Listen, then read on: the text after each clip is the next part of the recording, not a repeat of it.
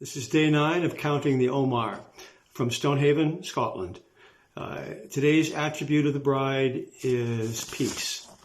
And this is not peace in terms of the absence of conflict, but it's peace in terms of training your mind to a state that is beyond our comprehension without Yahweh's direction and help.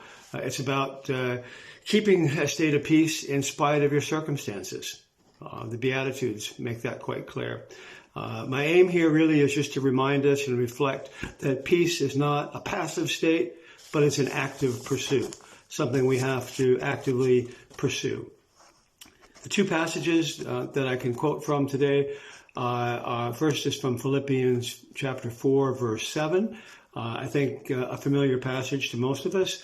The peace of Yahweh, which surpasses all understanding, guard your hearts and minds through Yashua HaMessiah.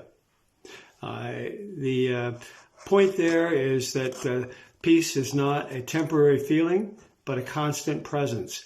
It's free from anxiety and worry, and peace through actively managing your thoughts and focusing your thoughts in a productive way.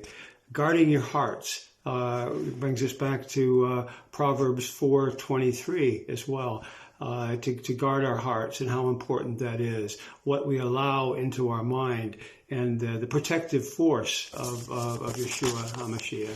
But I think in looking at that, we really have to think about the context we hear this verse. This is in between Paul's exhortation to say, rejoice. Again, I say rejoice. And then following the verse, it's to think about such things that are positive to improving your mind. And again, the whole context of this Philippians passage is about conditioning your mind to a state where your mind is at rest and free from active worry and needless pursuit of that. The second passage comes from Matthew chapter 5, verse 9.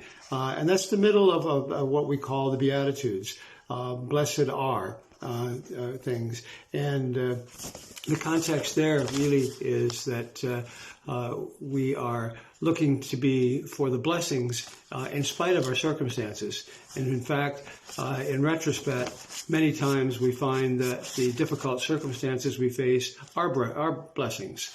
I can think in my own case, back several years ago when I had cancer, the normal why me, other kinds of concerns you have, concerns for family, concerns for health and provision and normal things.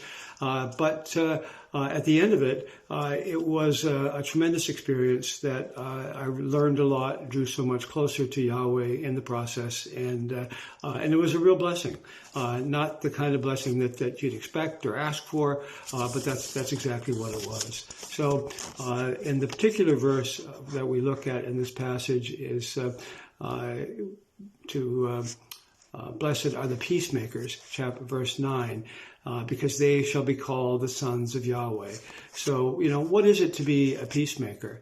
This is not about avoiding conflict. We need to take initiative, but it's bringing harmony and unity with empathy. Taking the initiative and addressing things doesn't mean we have to be, in someone's face and hurtful in the process. But it is an active state, not something that we can just passively expect to come about. So, again, my point really here is just to remind us and reflect that peace as a quality of the bride is not a passive state, but it's an active pursuit that we have to go after. In terms of applications, perhaps one from each verse, this aspect of peace that surpasses all understanding. Well, if we can't understand it, how do we pursue it? The things that really came out to me primarily that I would suggest you focus on would be this aspect of guarding your heart and mind, preventing things from entering that shouldn't be there.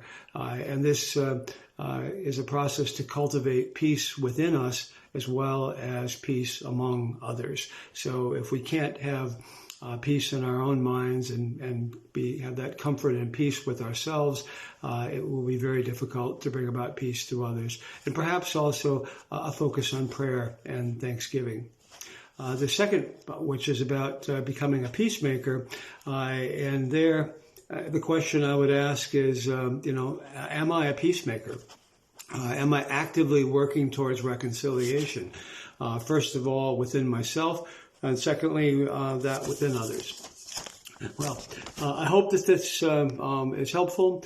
This whole process of counting the Omer is something that is just a real blessing, and bridging the Passover time that we had just recently with the Pentecost to come, and reflecting on the betrothal process, becoming the bride of Christ, and reflecting the sort of characteristics of Christ that we should show.